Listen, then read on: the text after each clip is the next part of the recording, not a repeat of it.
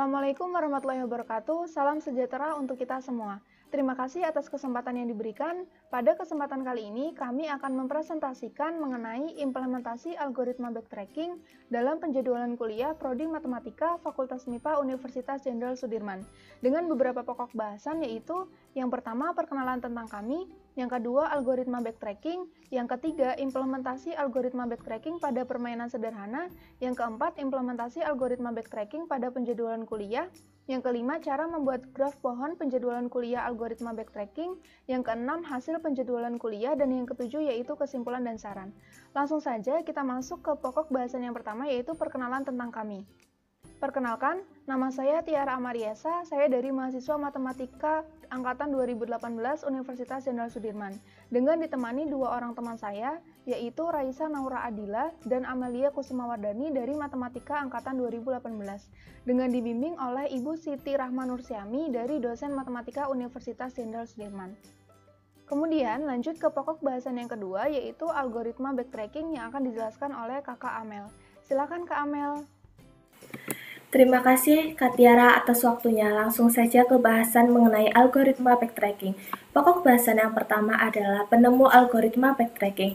Algoritma backtracking pertama kali diperkenalkan oleh Derrick Henry Lemmer pada tahun 1950.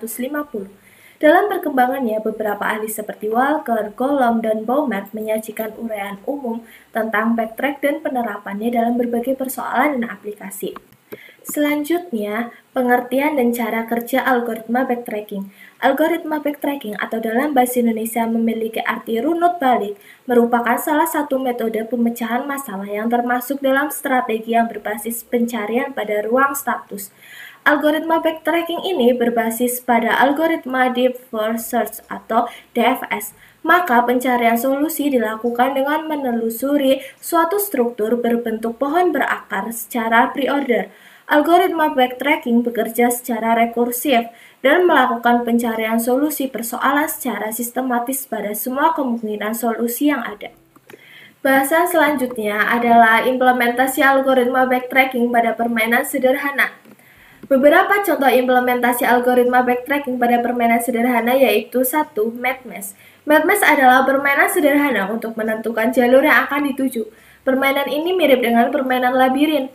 Hanya saja pada MadMaze kita harus menemukan jalur dengan menggunakan angka-angka pada bagian sisi kiri dan sisi atas sebagai indikasi berapa kotak yang harus kita lewati pada setiap baris atau kolomnya.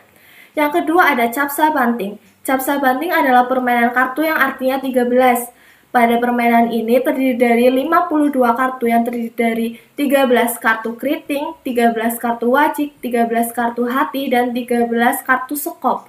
Permainan ini biasa dilakukan oleh 4 orang. Pada bab yang keempat akan dijelaskan implementasi algoritma backtracking pada penjadwalan kuliah.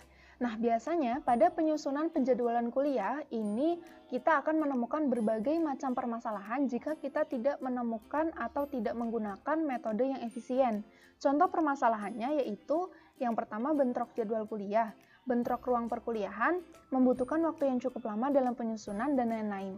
Nah, kenapa di sini kita menggunakan algoritma backtracking? Karena metode ini, sesuai dengan penjelasan Kak Amel, metode ini adalah salah satu metode yang efisien dalam segala pengaplikasiannya. Nah, untuk komponen-komponennya sendiri dalam pembentukan jadwal kuliah itu ada 3 variabel, domain, dan batasan.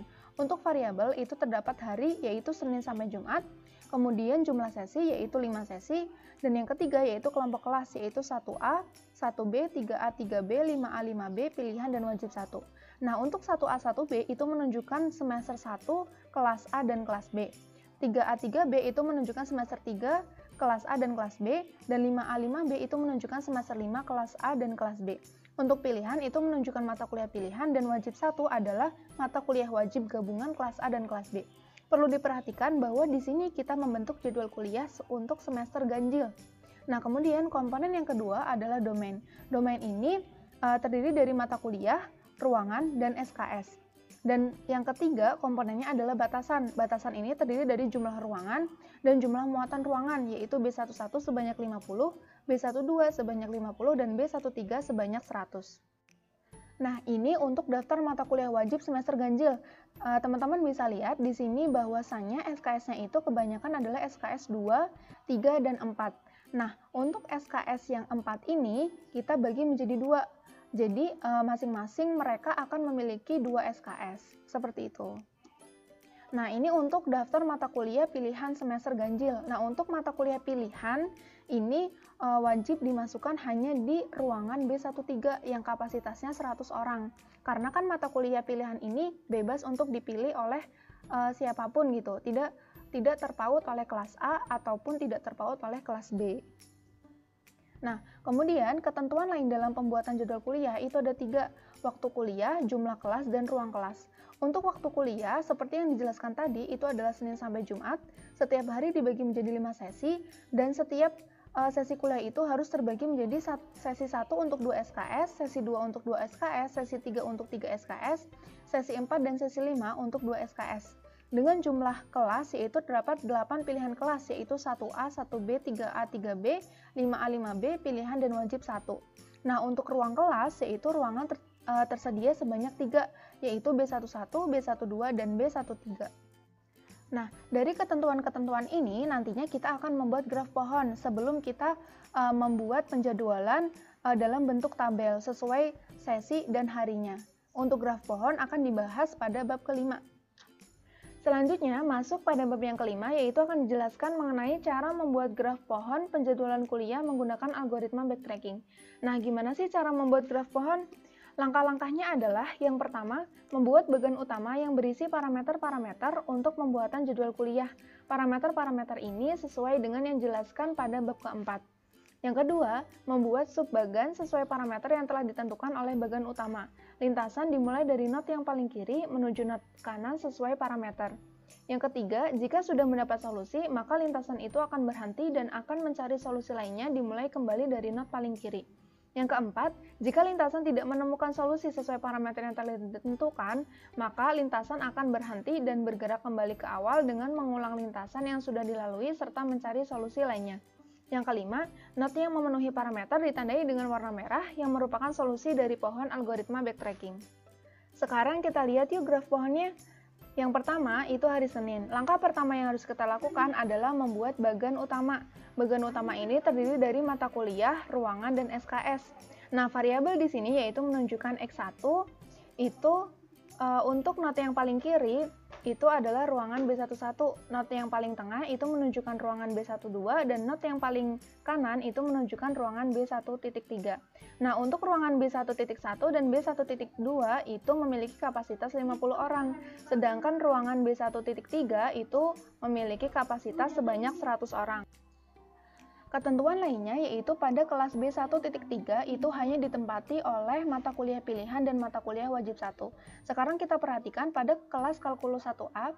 Kelas kalkulus ini sebenarnya mata kuliah dengan 4 SKS, tetapi kita bagi menjadi 2, yaitu 2 SKS, 2 SKS gitu.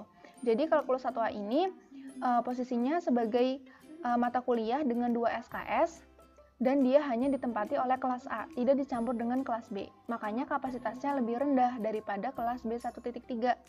Jadi, dia adalah solusi dari ruangan B1.1. Nah, kemudian kita lanjut ke variabel X2, yaitu kelas B1.2. Karena kelas B1.1 tadi sudah ditempati oleh kalkulus 1A, makanya kita ambil kelas geometri analitik B. Nah, geometri analitik B ini memiliki 2 SKS dengan ditempati hanya kelas B, tidak dicampur dengan kelas A. Makanya, kelas GAB ini menjadi solusi dari ruangan B1.2. Kemudian, lanjut ke kelas B1.3. Dengan mengacu pada ketentuan tadi, ruangan B1.3 ini hanya ditempati oleh mata kuliah pilihan dan mata kuliah wajib 1. Kita memilih mata kuliah MPP. MPP ini merupakan mata kuliah wajib 1. Wajib 1 ini adalah wajib semester 1 yang dimana ditempati oleh kelas A dan kelas B. Jadi seperti kelas gabungan gitu. Nah, makanya kita peroleh untuk sesi 1 yaitu ruangan B11 kalkulus 1A, ruangan B12 ruangan B12 GAB, dan ruangan B1.3 yaitu MPP. Hal ini berlaku pula pada sesi kedua, sesi ketiga, sesi keempat, dan sesi kelima. Begitu pula pada hari Selasa, Rabu, Kamis, dan Jumat. Oke, Kak Tiara, terima kasih. Nah, teman-teman, di sini aku mau menampilkan hasil dari penjadwalan kuliah yang Kak Tiara tadi sudah jelaskan. Nah, ini untuk hari Senin, teman-teman. Nah, di sini untuk hari Senin sampai hari Kamis, perkuliahan dimulai dari pukul 7 pagi hingga 5 sore. Ini untuk mata kuliahnya. Ini untuk mata kuliah pada hari Selasa. Dan ini mata kuliah untuk hari Rabu. Ini mata kuliah untuk hari Kamis.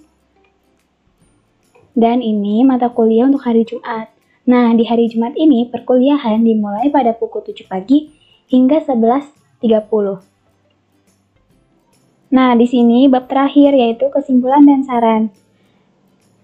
Nah, sebelumnya di sini metode algoritma backtracking memiliki keunggulan, yaitu membuat efisien dalam menghindari kesalahan yang ada. Nah, untuk kesimpulannya, penjadwalan kuliah dengan algoritma backtracking merupakan metode penjadwalan kuliah yang sistematis dan efisien dengan faktor-faktor yang mempengaruhi, yaitu jumlah mata kuliah, jumlah sesi, jumlah ruangan, dan waktu kuliah. Nah, di sini efisiensi dan sistematis dalam pembuatan jadwal itu sangat dirasakan apabila pembuat jadwal kuliah itu teliti. Algoritma backtracking merupakan algoritma yang berbasis deep research untuk mencari solusi persoalan yang lebih efisien dan dapat menghindari terjadinya kesalahan dalam penjadwalan. Sehingga metode ini sangat dianjurkan untuk membantu dalam pembuatan jadwal kuliah. Nah, di sini saran yang dapat kami berikan yaitu yang pertama, selalu memperhatikan kriteria tertentu dalam penyusunan jadwal kuliah. Yang kedua, susunlah jadwal mata kuliah dengan teliti sehingga hasilnya lebih efisien. Yang ketiga, instansi bisa menggunakan algoritma backtracking sebagai alternatif dalam menghindari permasalahan dalam pembuatan jadwal kuliah. Nah, di sini kami juga memberikan rekomendasi kepada kalian yang ingin menggunakan metode backtracking dalam pembuatan jadwal kuliah. Itu bisa menggunakan software teman-teman untuk meminimalisir kesalahan. Terima kasih kepada Kak Raisa dan Kak Amel atas penjelasannya. Nah, terima kasih. Sekian presentasi dari kami. Apabila ada kesalahan, kami mohon maaf yang sebesar-besarnya. Wassalamualaikum warahmatullahi wabarakatuh.